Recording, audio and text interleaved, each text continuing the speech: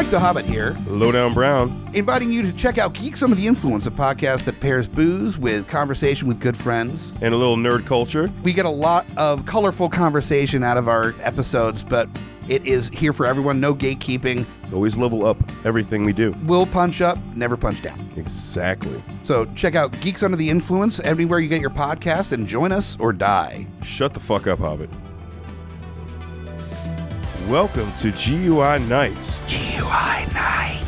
Yeah, I am Lowdown Brown. With me as always, Mike the Hobbit. this is the tangential side of GUI. This is like so many of those other shows that has the after the show bit mixed with a little bit of Baywatch night, so it's a little sexier. It's a little bit after hours. Also while tying it into the previous episode of GUI. So look forward to that too, because this comes out the week after the flagship hour-long episode. So make sure to check out GUI Nights, and when you're done, you can Go the fuck home.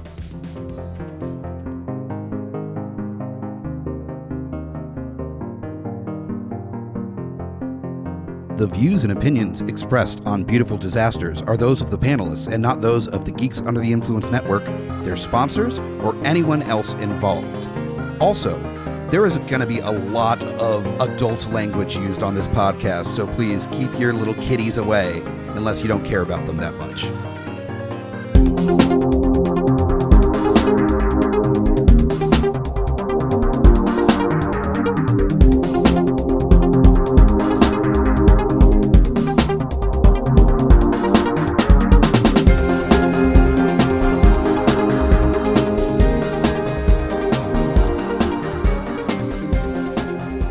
Welcome back to Beautiful Disasters.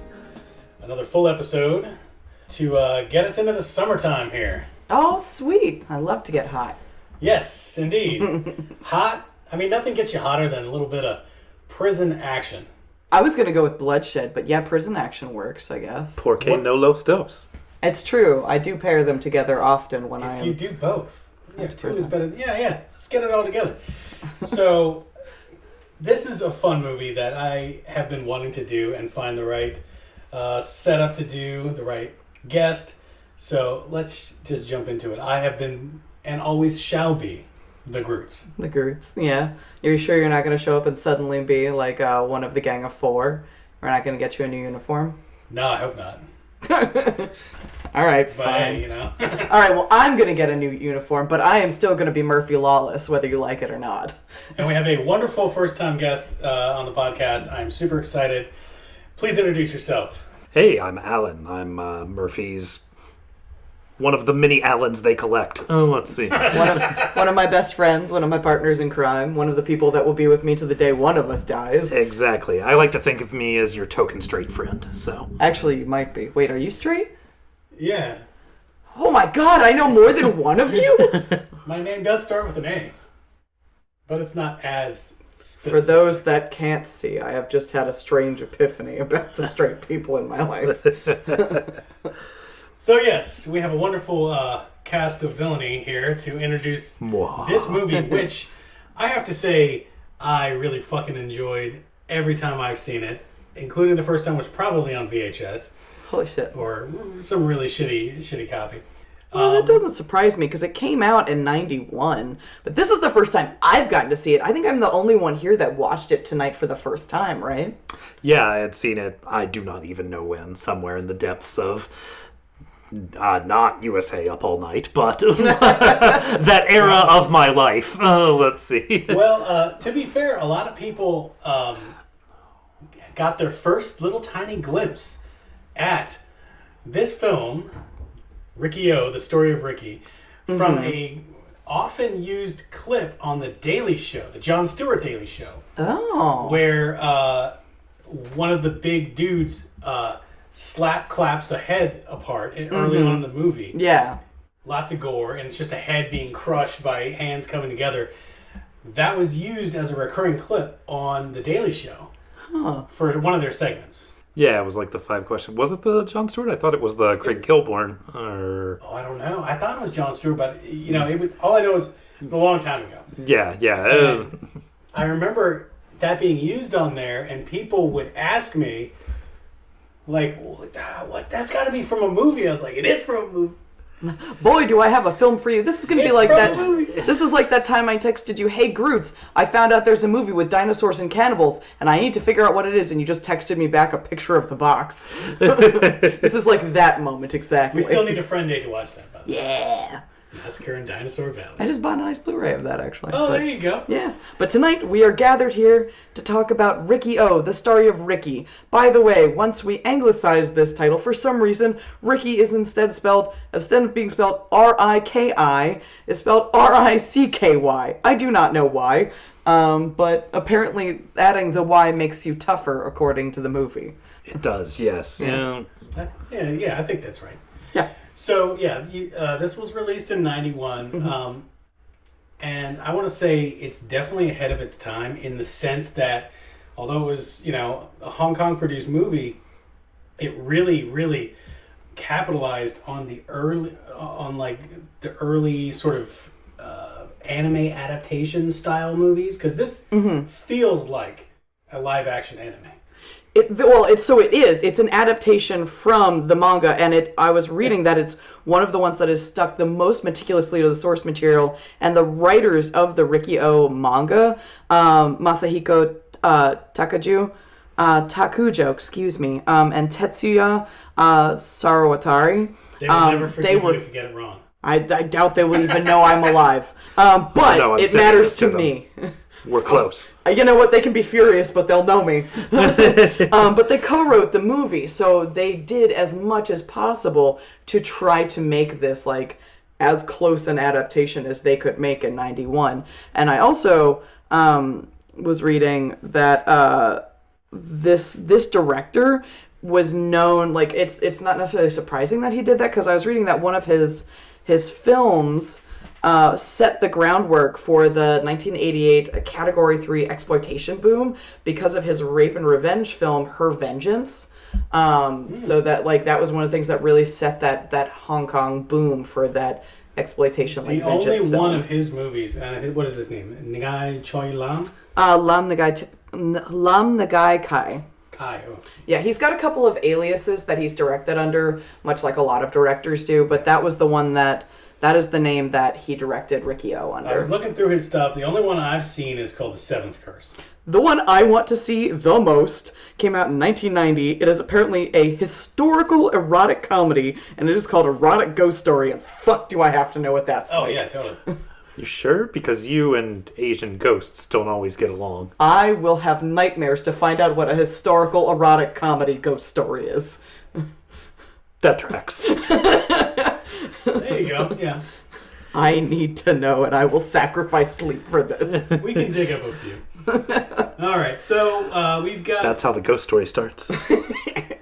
We got a very basic story. This is the best thing about this movie, and the reason why you know it probably came from a manga is because as far as character development in the movie, you're not getting a whole lot. It's a very simple story. Nope, everything is very straightforward, and while you can sum up the ultimate plot of this movie in a couple of sentences, that takes all of the joy away from this film. So, would you like to give us our short summary before we dig into, shall we say, the meat?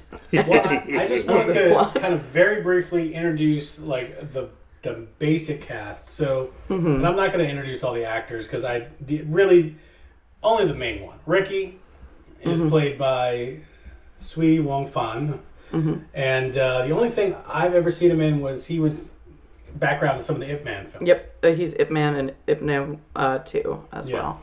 So, He's actually, it was pretty cool because he sort of had this movie didn't do amazingly well. And so he was in a few sort of other schlock action movies or martial arts movies, but certainly not a lot because he had been an up-and-coming star going into this, let's see. And then, just for whatever combination of reasons, let's see, didn't do a lot. And then when he came back as Ip Man, he's one of the, he had a real standout role as one of the villains in that, and it was able to sort of help relaunch his career. If you look at his like IMDb and stuff, he has a lot more roles in the last 10 years than he did in the 20 years between that and It Man. That's awesome. I have a note about that may relate to why it didn't do as well, because this was one of the first Hong Kong movies to receive a Category 3 rating for non-erotic content, which meant that no one under the age of 18 could see it, and so it drastically curtailed their box office in Hong Kong, and I think that probably affected a lot of it, about who got to see this, and then that's why we're also seeing, like it's become such a cult hit. Well, for all of those reasons, it like I said earlier, it was way ahead of its time. Yeah. Because how many manga adaptations can you find in the last 10 years, even after 2000, which was already 2 decades after this came out. Machine Girl, like, you've got just everything is getting adapted, but this did it so early on. It was so over the top, nobody knew what to do with it. And yeah, I can totally see back then, even when John Woo was knocking out super violent, gunplay things, this was gory to the max. Yeah. And they actually were like, hold up. Yeah. I was really shocked this was 91. Whereas if it had made it to America, and, sadly, if it had like, white actors and been adapted over here, it probably would have done gangbusters. Not I don't know. Like, we were pretty uptight in the 90s still. Not blockbuster gangbusters, but like it would definitely have been on the level of like some kind of like a Demolition Man. You put up like at least mid-grade stars in there. It probably would have done okay. I think it's definitely. I think it's comparable though, but but anyways. Anyway, so we've got Ricky. He's the protagonist. Yes. And he is, first off, the actor.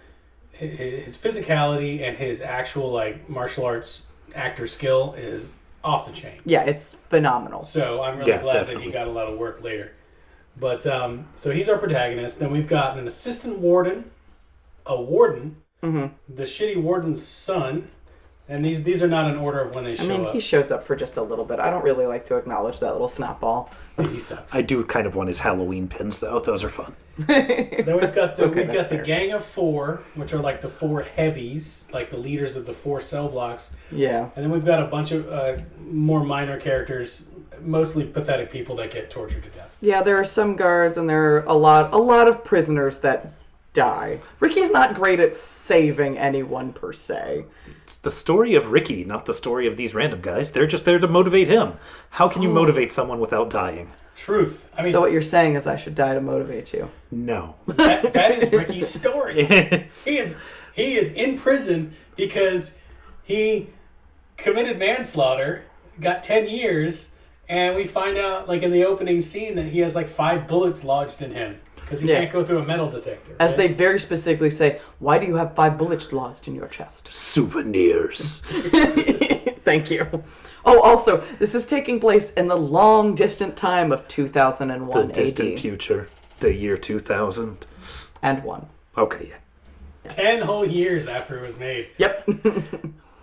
Unfortunately, I think the U.S. had already gotten on the privatized prison train. Oh, yeah. But we're still lagging behind on private parking lots, which is franchise parking lots. There you go. That's true. But, I am really impressed because not only did they have the world's most cheerful voiceover that told us this, but they managed to get something vintage from the 70s. There you go. No, I mean, like, that voice was straight out of a fucking 70s. Well, so was that soundtrack. Oh, my God. Or maybe more 80s. That was... I have so many things in my notes here that just say synth with an exclamation mark. There you go. Oh, yes. We should mention that we had the option to watch this film in Mandarin, Cantonese, with subtitles. We did not because... Cantonese is the original language, yes. I believe, yeah. Alan and I both agreed before we started it that we need to go back to the way we saw it. And honestly, the voiceover adds so much to the movie. It's so bad, yeah. I've only seen it so once bad good. With the actual language and it's not the same. Yeah, no, it's definitely so bad it's good. The soundtrack and the dubbing together are just phenomenal. It definitely had one of those feelings where, like, I watched this and I was like, the guys from Kung Pao saw this and thought, aha, I will try to make a movie, and then kind of butchered what this had done just naturally for fun. Okay, great. Yeah. So, alright, so I guess we'll open up. We're introduced to Ricky getting in. He's getting processed through prison. First, can I just enjoy a little throwaway moment in the opening? Like, before we even get to the distant future, the year 2001. Absolutely. Let's see, as we're pulling in with our police van and everything, the name of the facility they are going to is the Prisomo Masculino, which is just fantastic. Yep. That's a great name. Yep. That is a great name. That was wonderful. And I'm really sad that we never got to see that again. So, of course, he goes through... You can tell he's a badass because his arms don't go down ever. That's right, yeah. No. He's always got a stance like, I'm going to fight. He walks through He stands like Stretch Armstrong. Yeah, he almost has to, like, go in sideways through the metal detector because he's just, like, buff. But he sets it off, and lo and behold, he's got 5 bullet slugs in his body. Yeah, but they find that out because first they're like, oh my god, search him, he's got something on him. And he blocks both their batons, and then he whips open his shirt to show his muscles. And then they're like, it's still going off, it's in him. So they, of course, fling him to the wall, and that is where they discover the bullets. I will say the X-ray machine was one of the strangely more high-budget looking effects in this entire movie. Yeah, there was a screen, they had like static, it came up, it was very impressive. Mm-hmm. Yeah, absolutely. Now that definitely was a good chunk of where the budget went, I think. They blew it in the opening minutes, and then they just had to make it up with a shoestring and a lot of gelatin based off of what happened later. Yeah. The gore budget on this movie. Oh, it's so delicious. Amazing. All right, so we're going to get into that right now. So we immediately have a scene that's taking place in one of the bathrooms where we've got this really weak, pathetic looking old dude who's got a wooden toy train. That's right. That he's made for his son. He's going to get paroled soon. He's going to see his son. Oh, so sweet. And he's getting bullied by like some of the gang dudes. Yeah. I will just say I did really enjoy that the gang guys had a synchronized little handshake clap they did, and then threw up fun peace signs. Let's see. Right after they knock his ass down, they're like, peace. Can we get that for when we bully someone? Just a fun little dance we do? Yeah, I think so. I don't know if I'm good at coordination, but I don't know that we're good at bullying, but we can scream compliments at them and then do the peace signs. I like it. I like it. All right. That sounds good. You want in on this? This hot compliment action? I mean, I just want to bust a toy train over some dude that's trying to fucking mow his lawn at fucking 9 o'clock at night. Grutz has no feelings about us starting the recording late from waiting for someone to reasonably not sweat to death mowing their lawn. We're all good. So, anyway, the this pathetic, like, shrimpy dude, old dude, he gets, like, his toy train smashed over his head. They're laughing at him. They're throwing up signs. And he decides he's not going to take it anymore. Right before his parole, and he starts running at the main dude. I don't even know what he had in his hand, He had though. a planer. A planer, that was in his hand. Yeah, he just summoned it. The ability of characters in this movie to summon objects as needed is pretty phenomenal. I think as long as you reach into your shirt, that's where the vortex lies, because then you can pull out whatever you need. I mean, I've been out many times with the people, usually female presenting, who were able to magically produce things from their shirt. And well, I think Red from Shawshank was visiting and got him some special shit. I mean, how do you get a planer in prison? It's got to be Morgan Freeman. Okay, but that prison had some of the most lax guardsmanship, because our main, what should have been guards were definitely 4 inmates that just beat the shit out of people. Well, they didn't give a fuck. There were other guards. Those were the guys who got handed machines. That were also terrible. Yeah, that were also terrible. But in general, the prison security system here, we're skipping ahead a little, but man, it just seemed like whenever you wanted, you were allowed to leave your cell and just run around and to go watch fights. Yeah. I mean, this is private prison, man. You can do whatever you want. I guess that's true. You can kill whoever you want. You can brutalize any prisoner. You know, whatever. Oh, wait, no. I mean, I assumed that they put the police on the cop van in English because Americans will recognize that because we're pretty familiar with the police. So, dude rushes with the planer. Yeah. They take that shit away from him and plane his fucking face off. Yep, straight up the nose. Straight up the nose, take his nose off. Missed opportunity pun 1. I really wish they had said, now he knows better. Oh. Oh, geez. See, that was probably just lost in translation. Likely. Yeah. But, so then, as they're laughing, and walking out, they get tripped. By our hero. The leader falls face and hand first onto a tiny bed of nails, which I can only assume was part of the broken ass, Train, yeah. train? I assume someone pulled it out of a shirt. That, or he set the trap and then did the trip. Either way, dude gets nails through his hand into his eye. Into his face, One of his eyes is fucked up. It's beautiful. Oh, before we got that, when the guards come to check on poor Shrimpy dude, they get, he just fell and ran into a knife. And then later on, when the cronies are trying to tend to poor Nailface there, they're like, here, boss, now you can have some milk. And the guy gets pissed off because he's like, how am I supposed to drink this without a straw? But, I never knew that milk would cure nails to the face. So really, I'm stoked to know that. Yeah. Excellent. Well, next time you get nailed in the face, we'll make sure to get you. Never mind. Yeah, no, that's definitely what'll keep that situation going is lactose, because I handle that so well. I had comments about white fluid. Let's just move on. Yeah, okay. This goes nowhere that isn't revealing. So they do mention that they've got a giant thug, Zorro, part of their gang, that was in the hole because he ate a fucking horse, and he's a big dude. So they said it exactly like Frankenhooker. So I swear to God, whoever did the voiceover for that guy had to have been watching some Henenlotter shit to be like, Zorro will take care of him. Yeah, I enjoy it. Wasn't like he eats like a horse or he, ate, as much as a horse or anything. He ate a horse. Yep. So there's more brutality for the weak dude. Mm-hmm. And then he hangs himself with his own bandages, right? Yes, he hangs himself. It's like a super sad story. It's like, oh, sorry, bro. But well, then the prisoners are talking about it, and they're like, oh man, he was a model citizen too. Too bad he was rushing his wife to the hospital and killed a guy that one time. Yeah. What? It's like, whoops, I guess he just landed in prison because he's a manslaughter.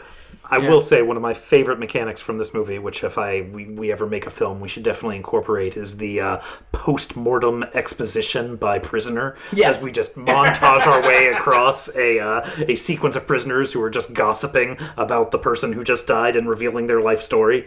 So I think we can fit that in. Yeah. Oh, yeah, it's perfect. We can also sub that out for school kids because we live in Richmond. And of course, Ricky just gets thrown to murdering prison school because kids. the fuck are you talking about? No. Not murdering children, because that's wrong. Let's move on. That's a different movie. Okay. We'll cover that one later. I've got a great one for that. What the fuck? We're gonna chop all that out. But... No, it's great. The ending is amazing. I've got a great one for murdering children. No, we're gonna cut out that one. No, it's great. Well, it's Trauma released. It's called Beware. Oh, it's amazing. Okay. As soon as you said Trauma released it, that made everything make Which sense. podcast do you think you're on? I know what podcast I'm on. I just wanted to check in before Aren't we you were the one who excitedly told me about the, what's his face? The Hobbit with all the zombie children? Cooties, yeah. Oh, yeah! Where they get to drop kick a little zombie fucker in the face. Fuck them kids. I really wanted more people to die, but we're getting off topic. We are. All right. Sorry. Let's pull it up. I'm sorry. I'm gonna reel through some of this. All right.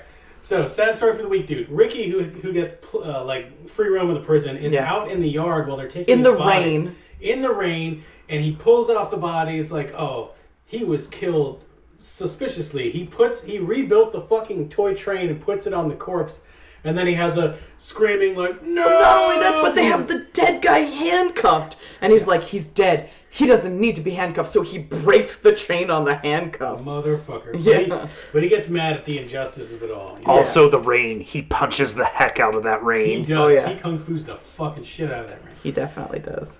So, fast forward to the next scene where we're in the shower. You can do your laundry or take a shit, but do it all in 15 minutes. Damn right. That's what the instructions they are given. But instead, he goes to take a shower, which...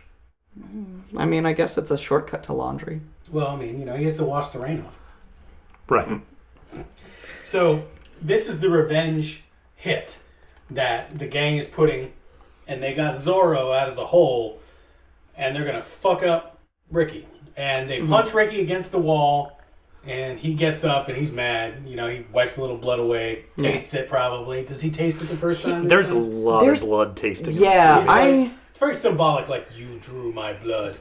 I will taste it and be mad. How dare you Well, make me Zorro eat my does blood. take the opportunity to inform Ricky now that, he is going to destroy him. Let's see. Do you have the exact line? Someone gave me 35 pounds of rice to make mincemeat out of you and bake you into a pie. Do you think he's then going to eat the pie? Yes. Okay. Yes, I do. There's a lot of suggestions of cannibalism was- in here, and I'm willing to lean into that. There was not a lot of outright cannibalism, but I felt like we were on the cannibalism cusp. I feel like we were definitely being shown things that, like, should allude to that, but I don't also think maybe draw anybody conclusions. who made this movie used the word allude once. But One of the many movies where they saw the word subtext and said, "What that?" like, no, this is from. Did you see the book this came from?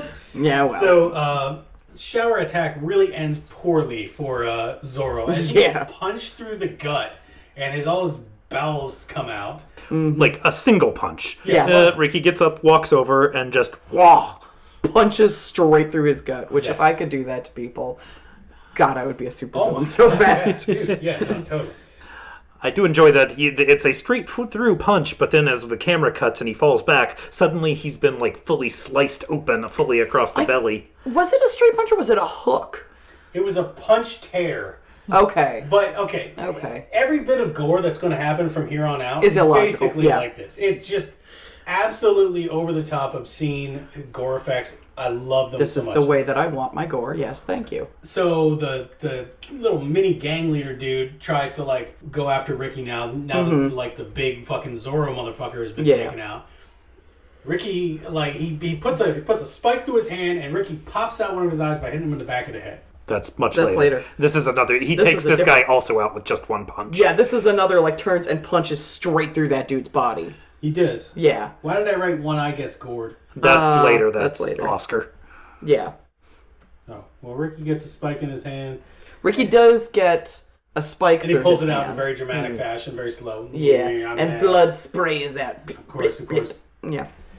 Then we get our first flashback. Yes, so he's doing a little healing, like, Our Zen lead meditation, in, right? just because I'm excited, because this is one of the many times I have synth written down, is synth meditation, as he uses the power of his Qigong to heal himself from the wounds he has taken, which always heal without a scar, which explains, they took care of that plot hole I had in my notes earlier of how do you have 5 bullets without any scars? Yeah. Meditation. Gotcha. Okay, There you good go. to know.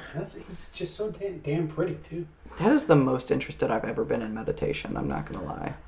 So we've got a flashback of him visiting his parents' grave. But then they said later on that he was an orphan, but whatever. Well, he was an orphan because his parents were in the fucking graveyard. That's Oh, how they said that they didn't know who his parents were. Oh, well, maybe he was just Well, they pretending. wouldn't have known after that, because if they went to go try and find it, somehow all the tombstones had been destroyed. That is, you know what, that is very true. That's That funnier. I was just going to say he was just pretending.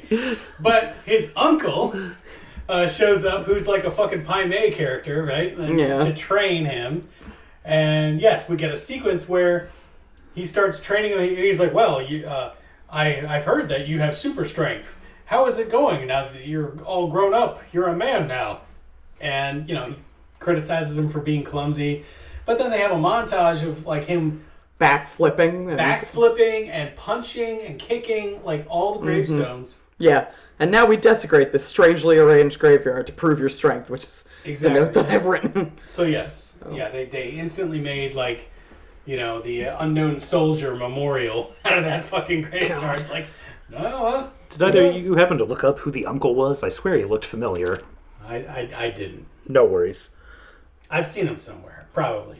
I thought I had a note. I'm sorry. A lot of these are the same cast of character.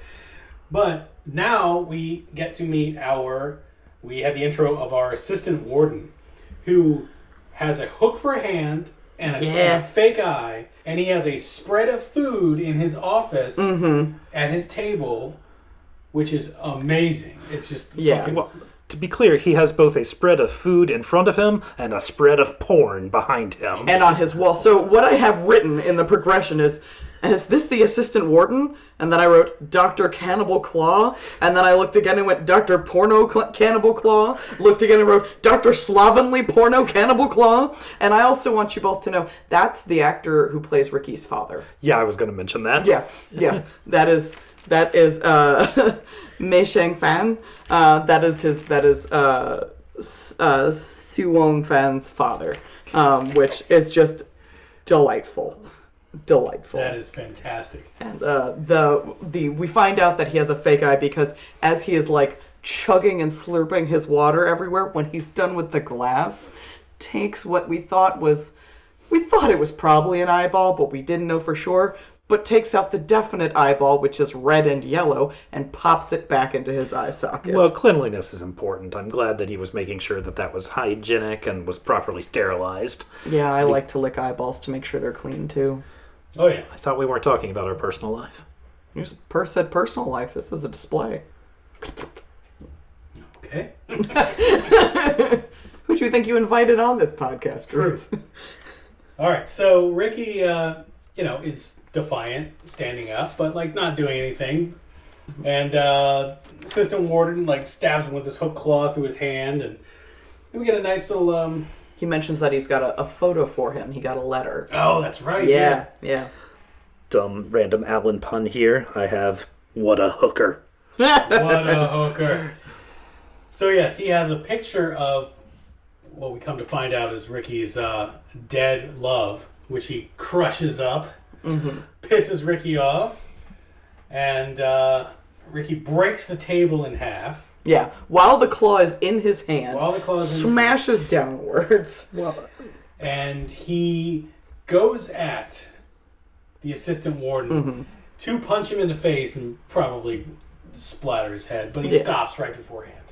Which is still enough force to cause some internal hemorrhaging and bleeding and everything. Yeah. There's also the really fun moment where the assistant warden pulls out a gun and he backflips, super kick, grabs a platter of food and blocks the bullet with, because in movies anything can be bullet resistant when you need it to be. Hell yeah. That's true. That's true. I read specifically that fruit platters are resistant to bullets. So we've got some flute, flashback, blues, little sequence there.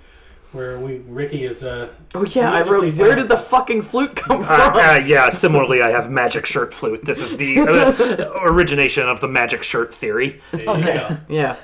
Well, he's in his cell, right, playing the flute, and we learned that he had studied the flute before disappearing from school at 18. Right. Yeah, we do get a little life story back during the assistant warden sequence. Let's see. That's what happens.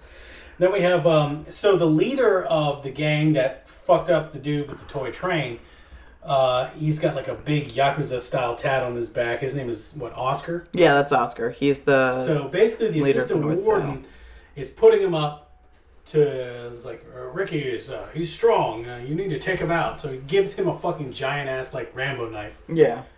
Go take out Ricky. Oscar is one of the gang of 4, right? He's the leader of the North Cell. Yeah, he's the first one. He's the leader of that cell. We've skipped over a scene which isn't really important where they're setting up one of the prisoners to take a fall. There's a fun sequence with a strange buzzsaw witch thing. Let's see where the guy again just summons it through the power of magic shirt and everything. It's not super important to the plot, but I do just have a moment that I want to focus on because they're abusing one of the poor prisoners and they're giving him tasks to do, and they tell him, "You need to eat shit and then lick our shoes clean." And I was like, I think I would have done that in the other order. Oh no, that's the rat. What did I fucking call him? That dude. He's the one that's squirrely, and he gets through most of the movie. He's Snitch McGee. Snitch McGee, yes. Yeah, no, that's not his real name. I think his name is Andrew or some shit. But then he turns the tables and gets another guy fucking with a saw through the face. Yeah. Right? Yeah. Well, not Andrew. No. Let's see. There was random other...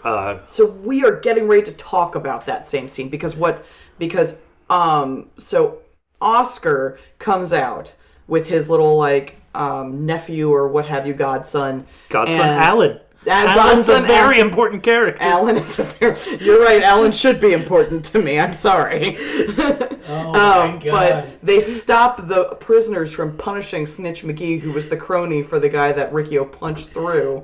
And then Oscar's like, only I have the power to punish here. And starts giving the prisoners shit for, basically like standing up for themselves against this guy that was just being a giant douchebag. And being like, we're gonna fuck this other dude up because you were helping him be a giant douchebag. And so Oscar, while instead of, punishing Snitch McGee, chops the other guy in the face with the giant blade. I mean, in fairness, the guy was coming up and trying to attack him. Or no, was just yelling at him. Was just upset, like, why are you punishing us? That's right. No. And instead of responding to him, chopped him like halfway in the cheek with the giant blade. The boss has to set an example. I mean, I guess so. Obviously. But that's where we get our first clang clang with the assistant warden's hook, and then a thumbs up. And that's where he gets to use the sword. This brings us directly into our first. Oh no, hold on. Showdown. I have one last thing that I have to mention, or I will die. Okay. This is the scene where we learn that the warden keeps mints. The assistant warden keeps mints in his fake eye. Oh, right. Because he pops his eye out, shakes it in his hand, and offers Oscar a mint. Amazing. And I was just like, what is happening? What is this level of bougie? So we get a very An eyeball like that must cost a mint. We get a very dramatic showdown now, where the dude that had Sawtooth Face, who's not quite dead, has been he's so dead. Chained and crucified onto this giant ass cross. Yeah. That Oscar is just sitting on while Ricky walks up. And this is the first showdown with one of the Gang of Four. Yep. We should be clear, when we say giant cross, we don't mean it's like, the size of a person or the size of a couple people. It's like 25 feet tall. Yeah, like the scene in Mulan where she climbs the pole to prove a point. Yeah, it's like that fucking big. But also just Mulan massive. was a stripper? No, dude, in the fucking Disney cartoon. No, you all did that one Disney-themed performance. I came and saw that, right? And there was a Mulan? I don't think so. Oh, well, you should. Okay. Don't cultural appropriate, though. I'm not. Shit. Sorry. I just get naked, motherfucker. I don't do it dressed as anything other than, a demonic clown. So we got a showdown that includes lots of brawling, a knife gouge to the arm with a fucking a tourniquet with a vein popping out. Powdered glass in the eye. Powdered glass using in the eye. Pocket glass. He pops a dude's eye out. Well, he used raw sewage to rinse out his eyes first. And then we get arm vein tourniquet. And then we got Oscar's like, oh, I think I've been defeated. My eyes popped out. So he fucking, you think he's committing seppuku in front of Ricky, but And he kind of does. Ricky's like, what? You didn't have to do that. And then he grabs into his open gut wound. Oh, yeah. Pulls out his intestines and tries to strangle Ricky with them. Yeah. It's a fucking awesome move. Oscar pulls a reverse anthropophagus. I'd like to note that this coming line is not one of Alan's suggested jokes. This is an actual line from the movie in which the assistant warden, as Ricky is being strangled with Oscar's intestines, tells Oscar, "You've got a lot of guts." Which, just chef's kiss. That is perfect. That is absolutely. Oh my god, that's right. God. All right, so he does defeat, and dude dies. He has his guts. Yeah. But then, out of the fucking out of the sewers. Yeah. Two more characters all three characters. The other three, the members of the Gang of Four. Of the Gang of Four show up, and then we get the iconic head smash from The Daily Show. Oh, that's right. Where the big dude. That's Tarzan. Tarzan, just straight up, some random prisoners in front of him, and just whack, crushes that head. That's a whole new meaning to make it clap. Okay. I can make your hands clap. So then we've got a dude that has some spiky things with on ropes. They're like knitting needles on strings or something. Yeah. I know it's a real weapon, but we've got Grandma's Vengeance. What was the most amazing moniker you gave? Oh, the world's angriest twink. Yes, I Love that. That might be the subtitle for this episode. Beware the world's... We weren't entirely certain if their name was Rogan or Roland or Rogaine or... Their name is Rogan. Rogan. Gotcha. Yes. Rogan. God damn it, Joe. Do not give Joe Rogan All that right, much credit. so our next sequence, once this is calmed down, is that we come to find out that Alan, lo and behold, It's the godson of... he's trying to whistle with a leaf, can't do it. Kind of like how Riki-Oh did. Yeah, and come to find out, he's been detongued. His tongue has been removed. So yeah, we get a fun couple moments. We've seen Alan in passing, but we didn't really know who he was. Let's see. We thought he was just like Oscar's lackey, but it turns out he's his godson. He's just kind of a childlike adult that doesn't have a tongue anymore. He appears a little bit on the spectrum. He was way too gentle for prison. Let's just put it that way. Yeah, he was. This is one of the many synth notes that I have where I just say magical synth leaf. Yes, absolutely. And then we have a touching moment where, since he doesn't have a tongue, he can't curl his tongue into the right whistle pose, whatever it is. So Ricky offers his flute. And indeed, using his magical powers, Alan is quickly able to take up the flute and provides us with a magical synth flute sequence. And it's pretty incredible, and he learns how to love and how to be happy again. And he frolics through the prison yard. Yeah. For 5 whole minutes, and then the other two of the world's angriest twink sees Alan give away the fact that there is poppy leaves. And fucking takes off his lower face. Yep. Just cuts it off, and apparently, they skins all of him. They skin the whole motherfucker, except for the top part of his face, because he's out in the yard. In fairness, they do give Alan a chance. They're like, "Hey, you know that prison rule 27A subset B37, where a relative can take vengeance. And is able to kill someone. Normally, murder in the prison is frowned on, but if you're a relative, you are allowed to enact vengeance. Oh, there you go. We're gonna test you." But he's just not made for that sort of thing. So he doesn't do it, and immediately they fucking take him out. And somehow the prisoners are able to recognize his body by the top square of his face. And, of course, the flute laying sadly next to him. Well, yeah, we should mention, because after we see the bottom half of his face get taken off, and we're like, oh, that's so sad. The amazing little flash smash cut and everything. And then we get to the reveal, and we're like, oh, look, it's Alan. We're like, oh, no, Al. And then we're like, wait, how did you recognize that Alan? Because that dude has no flesh. Yep. Exactly. They have flayed the entirety of him. But they did leave his eyes, and I guess he had very pretty eyes, and they were able to take it. Yeah. Us Allens, In the meantime, Ricky has ascertained that the leaves that he was trying to whistle with were actually from opium plants. Yeah, Alan told him. That's why Alan had to die. Yes, that's exactly why he had to die.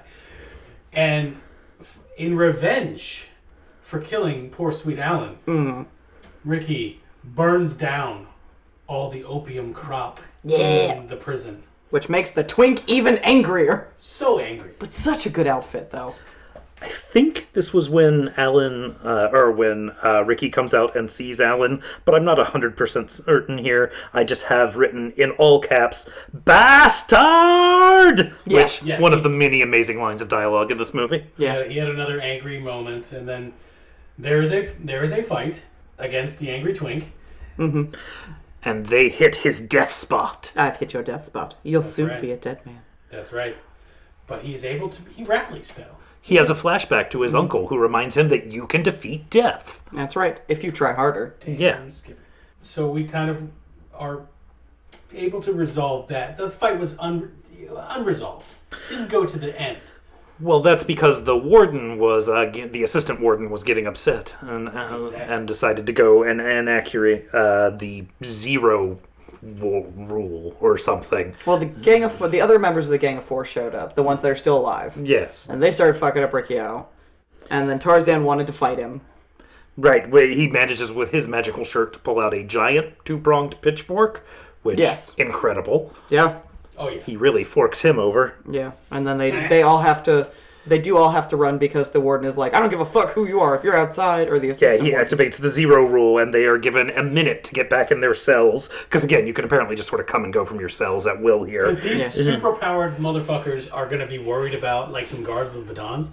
Like, Yeah, what the fuck? but it turns out that there were, for the purposes of this one scene, wall-mounted machine guns that... Are they operated by people? Are they operated by AI? Are they operated by plot convenience? I don't know, but we all have to run and hide from them, despite us not giving a care about bullets literally any other scene in this movie. Yep.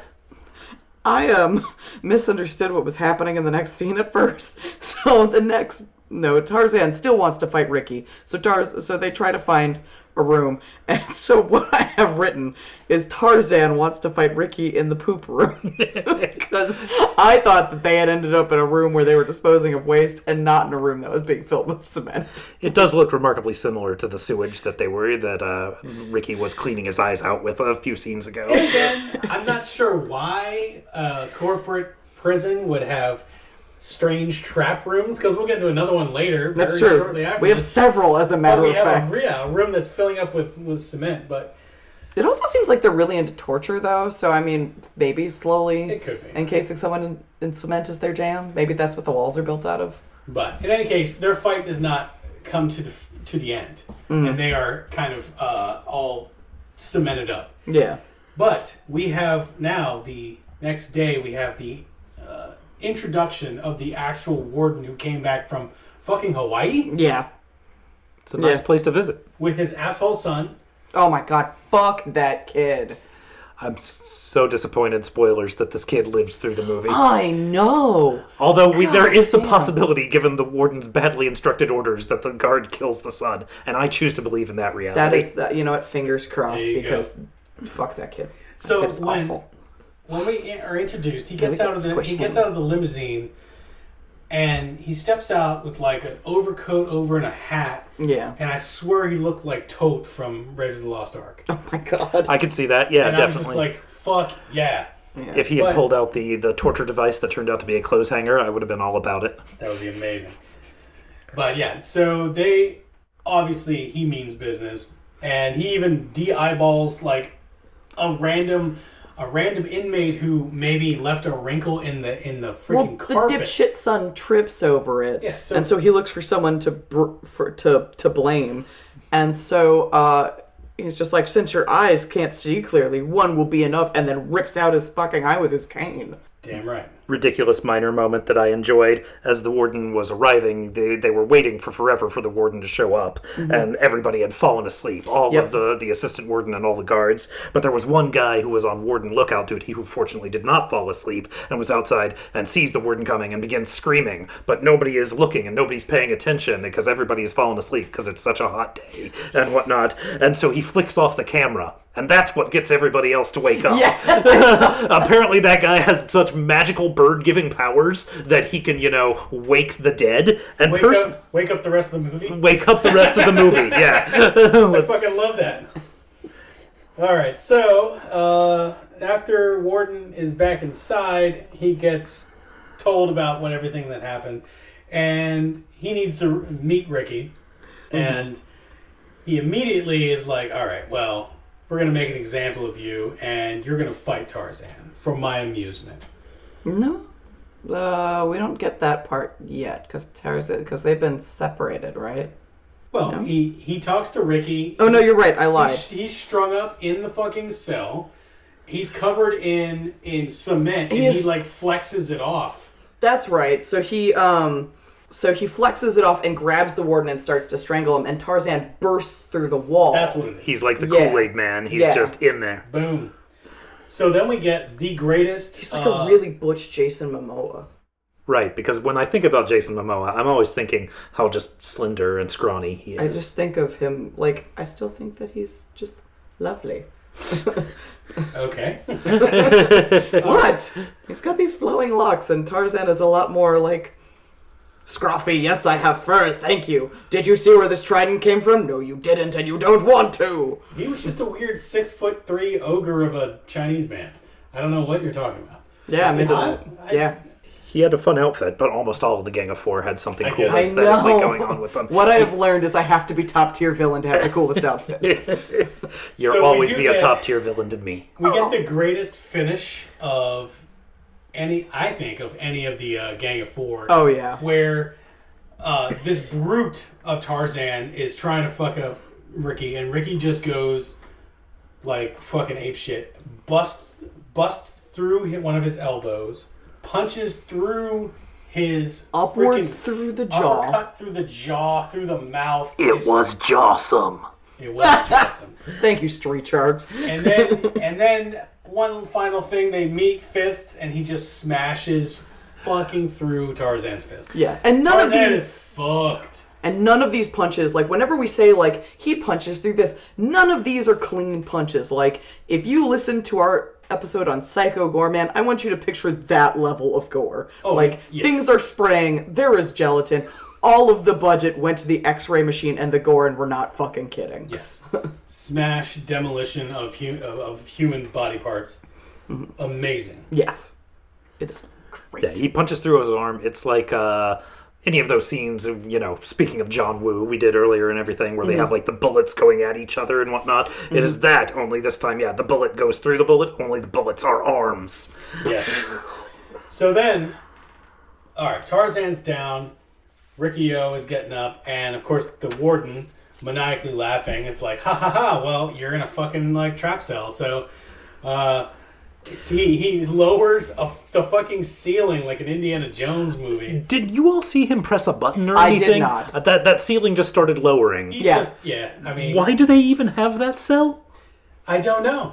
For the same reason they had the one that fills with cement. I don't know. For the same reason they have the one later on where there's just a bunch of metal pipes that they've got stuck in a very peculiar position to spear Riki-Oh. Given the amount of superheroes in this world, I suppose you have to have these things on ready, but... True. Yeah. So, Riki-Oh is struggling to keep this ceiling from crushing him. And then the almost dead, but not quite dead Tarzan is helping him out.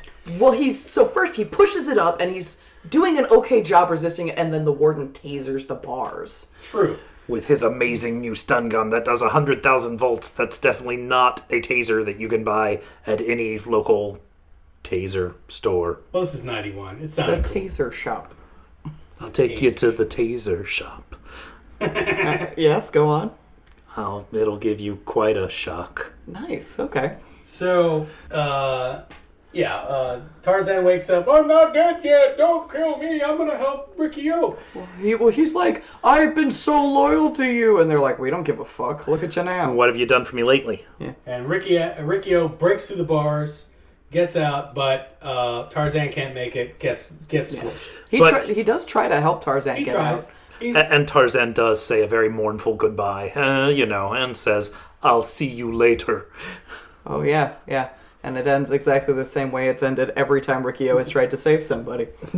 But fortunately, he did make it close enough to the edge that as he dies and gets squished, the picture of his family shoots out in order to provide additional motivation to Ricky. Very poignant. Yep. So then, Riki-Oh is about to fuck up the Warden. However, Warden has trapdoor in front of the cell. Yeah. So Riki-Oh falls down there. So now the prisoners are going to have to bury Ricky alive. yes. And it's a very sad scene, and he's tied up in the middle of this pit, and they all have to start saying sorry and shovel one shovel. Yeah. Each of Ricky, them. I'm sorry. Sorry, Ricky, sorry, I'm Ricky, sorry. Ricky. Yeah. And so Then the assistant warden, Ricky, so sorry about this, and then flings dirt right on his face. I will say the assistant warden gets some of the best lines in this Really movie. did. So I wonder if he took joy in being a total shit to his son. Probably a little. There were probably a couple of times. Let's see, especially because random useless trivia here. The character of Ricky is 21. Mm-hmm. This is one of the rare instances where we have a younger actor playing an older part, as opposed to usually we get 35-year-olds playing teenagers in high school. The actor was only 18 when he took this role. Okay. Let's see. Yeah. Brick shithouse. Yeah, the kid's amazing. Let's see. He also had no idea what he was signing on for. He really wanted to work with the director. Let's see. And so he basically got picked up at the airport, and he was like, yeah, I'm in. And And then he read the script and he was like, what have I agreed to? Because they handed him the manga and he was just like, well, okay, I guess we're doing this. Little did he know he was making movie history. It's funny because the more I learn about like cult films and genre films, there's a lot of them that have gone this way where they're like, yeah, we're gonna make this movie. It's called XYZ, and they're like, great. That sounds pretty good. I'll do it. They get there and it's like, it's called Blood Splatter 4. Here's your part. You play Sassy, the headless killer, and your tits are out the whole time. And they're like, okie dokie. Great. Well, So at any rate, we now have Ricky being buried alive. And he is given a giant bamboo to breathe out of from this like buried hole, which they keep him in for a day or so. And then they dig his ass out. Oh no, it was supposed to be a week, right? Was it a week? Yeah, it was a week. Yeah, it was a week because before they dig his ass out, the fucking last two remaining gang of 4. Mm-hmm. Do we know Needle Guy's name? It never stuck with me. He had a stupid haircut. He did. He had like an Oompa Loompa haircut. With blonde highlights in the front. The worst blonde highlights. That twink made him look bad on purpose. Like, I'm serious. Like, that twink was like, none of you will look as fierce as me. The only thing I know is that they pop out of the fucking sewer again. Yeah. And they kick a dog in half. And shoot its guts down the bamboo. It was its heart. They were just like, here you go, try breathing now. Yeah, which was the saddest thing, because we were like, oh, this dog is the best part of this movie. That's right. The dog death affected me more than any of the prisoner deaths, which, I mean, not uncommon for me watching movies. That was pretty much immediate. It's like, oh, yeah, it is a dog. Look at that. It's sort of kicked in half. Oh, fuck. Yeah. I was not expecting I was going to have to does the dog die for Riki-Oh. I think I blocked that out of my memory. So when it happened again, I was still like, fuck. Yeah, same. So then we have another flashback, I think while he's in the ground. Yeah. This is where we find out what happened to his girlfriend. We find out the backstory of his girlfriend, who was walking home through Central Park, or wherever the fuck, and came across like a bunch of heroin dealers who were dealing to guys who were doing the heroin right like 5 feet away. Like, got it, did it, right there. And she gets kidnapped, brought to the heroin dealer's den, who's just like, what the fuck am I going to do with this girl, And then she gets up, runs up all the stairs, trying to get away, screaming like, you're not going to get me, and runs the fuck off the roof and dies. Yeah. They're not even on the roof when she does that. She just runs and leaps straight to her death like, the flung sack of cloth that they pretended was a human body. Well, I mean, in fairness, there was some suggestion that something terrible might happen to her. And, from this, we did learn Murph's human rights stance. Man, fuck you. Hey, I don't consent. And we know that you support not getting raped. I do support not... You have to... We also know that you support not raping, so I'm glad. I support not getting raped, I support not raping, and I also support murdering rapists. I don't... Your 3-part platform. I can't breathe. I wasn't sure how to make my stance clear. I think we all got it. I don't know where I lost the thread of clarity there. No, but I just didn't want it to sound victim blaming. Which I appreciate. You also make it clear that the victimizers, that you support them not raping. God damn it. I'm sorry, my face hurts. Thank you for being the moral compass of the podcast. I do appreciate that, actually. So while you recover, we've got Riki-Oh shows up in front of the head heroin dealer dude, who's got a couple like girls on his arm, and he looks super mad. The guy turns around and be like, "Get the fuck out of my face!" Shoots him 5 times with a revolver. Yeah. It's Chekhov's bullets. We now know which Chekhov's gun they came from. To which Riki-Oh's like, "Fuck you! I'm gonna kill you!" And he like kicks his knee backwards and brains the guy. Oh yeah, punches the top of his head off, right? And just like it leaves a giant ass like cavernous like dent in his head. So that's how he got to prison. So, all right. So he's buried alive, but he does survive. He gets fucking backhoed out. Yeah, in the daintiest, most accurate backhoeing I've ever seen, where they perfectly hooked one of the chain links on the tip of the backhoe. If anybody ever asks me what kind of farm equipment I would most like to be, the answer is always backhoe, because then people would look at me and say, backhoe. All right. Are they fending you off like Frankenstein? I don't know. I was really impressed with that backhoe operator, though, that they were able to dig him out and handle him so the daintily. twink, remember? He was like, he appeared like on the side and... and dug him out with no dirt on him, which I thought was really impressive. So he does survive. He is captured, and this is when he gets beaten up again. You know how it goes. But this is when we get the pole room, right? He is then in the weird cage scenario where it's a bunch of rebar just like stopping him from moving, bent into him. Yeah. So he can't get away, and he's getting like hit with a wrench in the face, and then Angriest Twink comes up. Yeah, the bad hair is hitting him with the wrench, and then Angriest Twink comes up, and shoves a bunch of like double-edged razor blades in his mouth, tapes his mouth shut, then starts slapping him in the face. Mm-hmm. And he ends up spitting the razor blades onto the Warden's face. Yeah, the Warden moves the tape. Fucking baller move. Yeah, that's metal as shit. He does have metal as shit, because it's funny. he does. Ricky at this point does have razor blades sticking out of his own mouth at various points, but he was able to maintain enough in his mouth that he was able to use them as a. Which really, I mean, if they didn't see that one coming, then they hadn't been paying attention. Right. Well, and the rest of like the sequence going forward here goes pretty quick, but at some point, I imagine he was able to meditate because those face wounds go away. Well, they put him back in the cell, didn't they? Yeah, well, we have to have yet one more, prisoner death in order to motivate him. Yeah. So, because that's where we find out that he hadn't eaten for a week, likely the week he had been underground. Right. And then one of the prisoners brings him a thing of rice that he shoves his face into. Freddie! Yeah, Freddie. How could I forget Freddie? Gives him some rice and pays the price. Yeah, because Snitch McGee fucking tells on him. God That's damn, right. Fucking Snitch McGee. Ugh. But Snitch gets brain for his... That's right, Riki-Oh punches that motherfucker's face in half. The top of his head goes right off, and then he's trying to fuck up the Cyclops. Cyclops loses an eye. Boom. Useless trivia for that scene. The brain that's in the top of his skull cap there is a pig brain. That's delightful. Yeah. I mean, that's the easiest way to make it look good, you know? Yeah. Why are you going to pay somebody $500 to recreate a brain in, like, casting and silicone when you can just go to the fucking Asian market so down the many street? of the fucking... the 80s horror movies used real skeletons because it's so much less expensive to go get some medical skeletons than it is to try to recreate a fucking skeleton. And it's even cheaper if you just dig them up.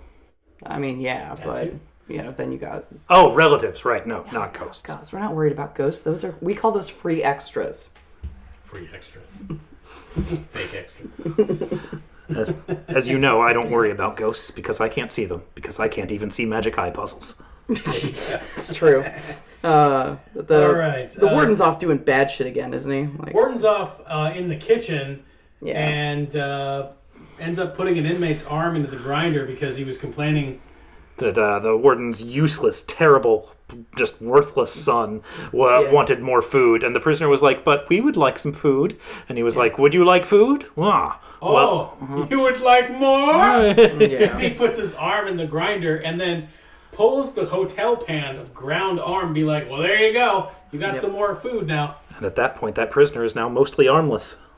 Yes. God damn it. And then we have the showdown. Right. The assistant warden has been captured by the prisoners. He is brought in by Riki-Oh and the prisoners. And just to show how little a fuck he gives, the warden pulls out his gun. The prisoners pull the assistant warden in front of them, and he shoots the assistant warden, who then inflates like the goddamn storm cloud from Big Trouble in Little China, and then blows up. Now, this was stolen directly from my very favorite James Bond movie called Live and Let Die. Okay. Where Yaphet Kotto gets hit with a bullet from a gas piston gun. And it's like a gas bullet that inflates him like a fucking balloon character in a Macy's parade, and then he explodes. Now, this was more gory because James Bond couldn't get all that gory, but like this was just like explodey kaboom. Same fucking thing. Okay, all right. And it was fucking awesome, and I lost my damn shit the first time I saw that, because that's always been my favorite Bond movie. Yeah, so Cyclops, Assistant Warden gets blown the fuck up. Big ass fight goes down. So we've got the last two fucking of the Gang of Four in this fight, and he kind of dispatches. I can't even remember how he dispatches the Oompa Loompa hair asshole motherfucker. He actually goes to run away. The Warden is the one that kills him because he jumps in one of those escape vents, and the Warden shoots him too, and he blows up. They were the dumbwaiter elements. Yeah. He's like, nope, bam, bam. Yeah. And but Angriest Twink though gets pretty fucked up. One hand goes into he punches off a hand or something like that. Yeah, he takes his weapons away from him. Yeah, they're fighting at like the hot water boiler or something. Yeah. And the angriest twink goes for a kick, punches and Ricky dodges, and the foot goes in there, and so Ricky then amputates at the knee. Punches off, punches it. So that and one's then done. breaks the arm so the twink cannot harm anyone anymore. I will say, in terms of like actual martial arts choreography, both of the fights with the angriest twink are probably the better fights in this movie. They definitely are. Both have the best training. They're dated by modern martial arts standards. Let's see, but they're quite enjoyable watches, and it's clear that both actors had great techniques. Oh yeah. So the actress actually that Yes. plays the angriest, well, we keep calling them the angriest twink, Rogan, is Yukari Oshima. She's Japanese, and she became popular in the Philippines by playing Cynthia Luster. She also was thought of as Jackie Chan's pseudo-female equivalent because of how many martial arts films she appeared in, and because of the way she presented herself. So yeah, like they are both highly skilled people. Yeah, there's also a random fun. Earlier, we were sort of breezed past when Ricky burns the opium fields that were were that character's main operation of pride and joy. Let's see. Rogan comes. There's real fire going up behind them, and because we are not doing big special effects here, we're just letting big fires go and having our the stars of our movie stand next to the fire, and they were like hosed down to try and keep them damp. But let's see, as they were filming, the one character's hair or water sort of wore off, the actress's. Let's see, and in the middle of his monologue, Ricky just looks over and she's smoking, and he was just like, "What? Why are we?" And she was like, "You need to finish your speech. You just go for it." And he was just like, "Well, she's awesome," and so like every opportunity after that, he was like, "No, that's the amazing Yukari. She's incredible." Yeah, hell yeah. So then we get the big boss fight. Yes. And this is when the Warden hulks the fuck out. Yeah, something. And Jesus. He becomes a stands giant... up like fucking like the Klingon version of King Boomy in Avatar: The Last Airbender. Like arms and legs out and just like forehead fucking bulging. I don't like Shyamalan films. We didn't talk about that. We don't mention that film. No, we were talking about the series. If I ever mention Avatar: The Last Airbender, I am only exclusively talking about the series. You promised this was a safe space. It is a safe space. You promised this was a safe space. There is a difference. Anyway, we're gonna move on. Folks, this is the last episode of Beautiful Disasters because I'm going to murder Grutz. Good night. Warden hulks the fuck out. It literally looks, I mean, just with even more amazing inflatable special effects, but like the old Lou Ferrigno Hulk, sequence. Yeah, like just gets giant, like fucking like 10 feet tall, and they have a pretty fun little fight sequence where Riki-Oh is still able to land a few punches that actually punch through and whatnot, and eventually he gets a punch through the heart, and you're too late. Sorry. And then grabbed by the balls and lifts giant Warden monster up and into the fucking meat grinder. Into the giant Roboku. The giant ass freaking professional kitchen Roboku, and just grinds down the entire Warden into pulp. Except for the head. I'm sorry, I cut it off. No, you're fine. Also, it's okay.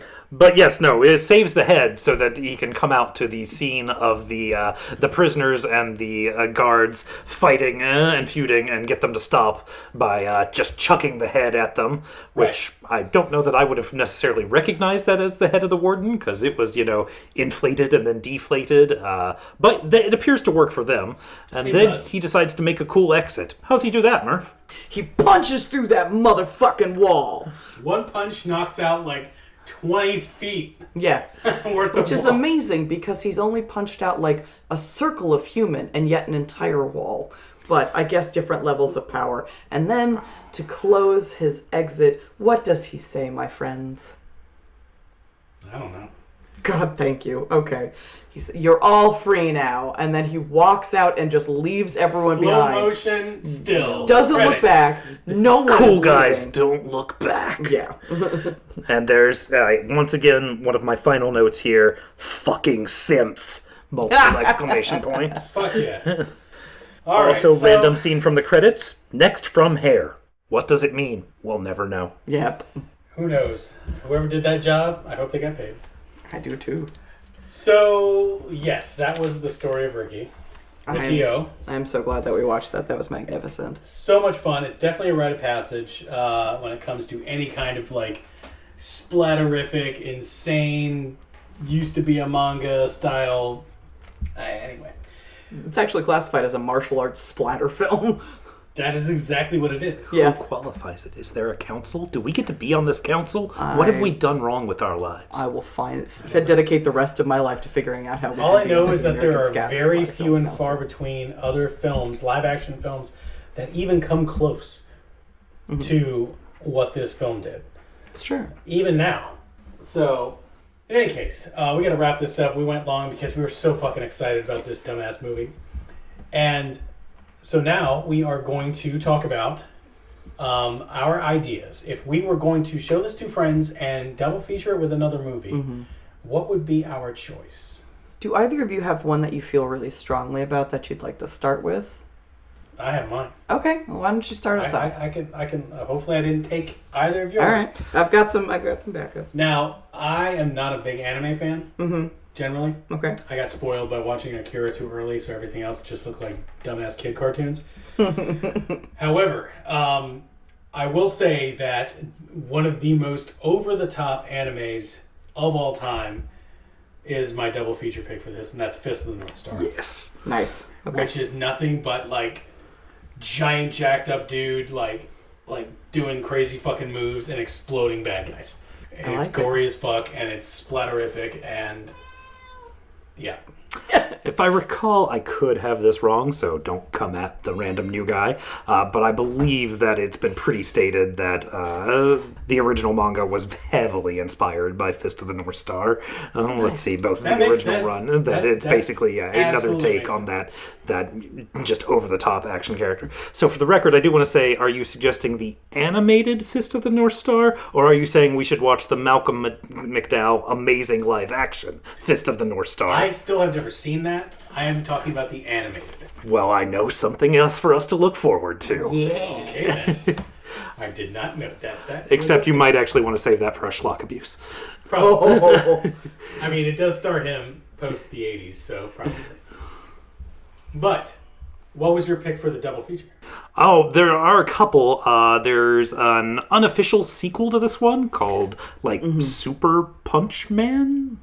I don't know, something like that. It's got the Riki same. 2. It's got the same actor. It's not Riki 2, or it may be advertised as that now, but they didn't have the rights to it. Oh, that's so right. so it's the same guy. He's wearing the same camouflage poncho he wears in the scene where he takes the bullets. Let's see, but he has a different name. His dead fridged girlfriend, which we still need to explain fridging to you. Let's see, has a different name. Let's see. And but it's very clearly that.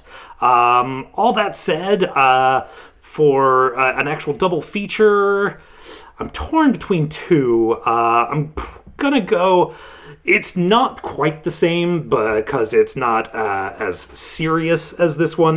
But it's clearly, one of those that's in conversation with this style of movie and from a love of it, of this grindhouse exploitation style and everything.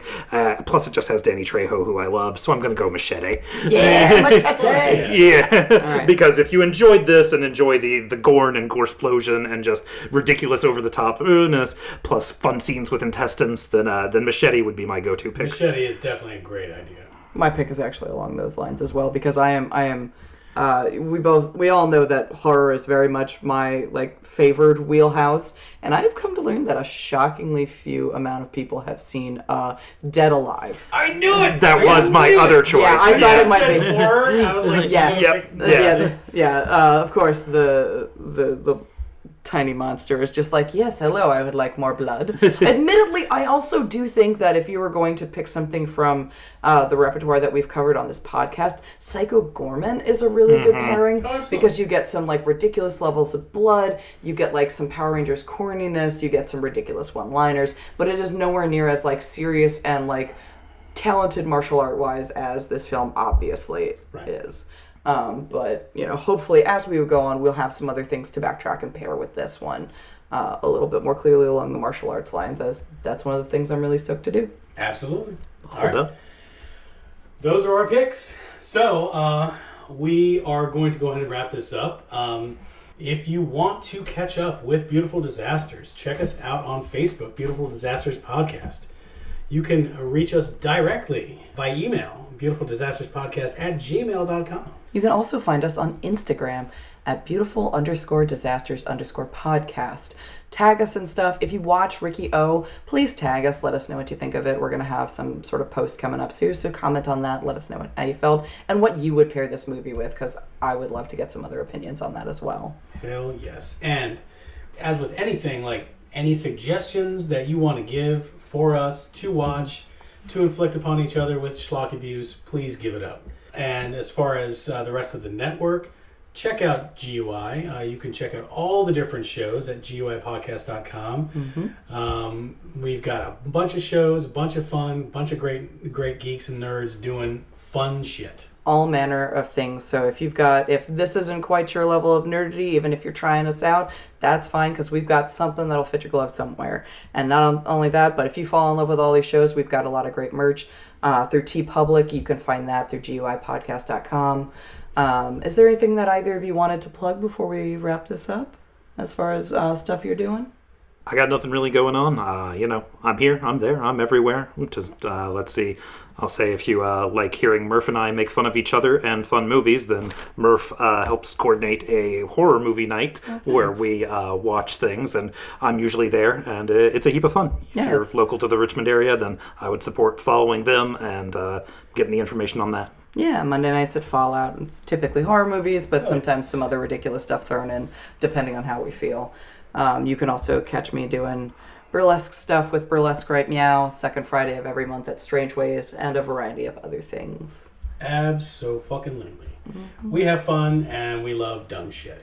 Yes, we do. And there will be more dumb shit to come. But thank God. Hooray! For now, thank you so much, Alan. Yeah. Thank you, for being with us today. And for Beautiful Disasters, I've been the Grutz. I've been Murphy. I'm still Alan. Thanks so much for having me. Thank you. Thanks for listening.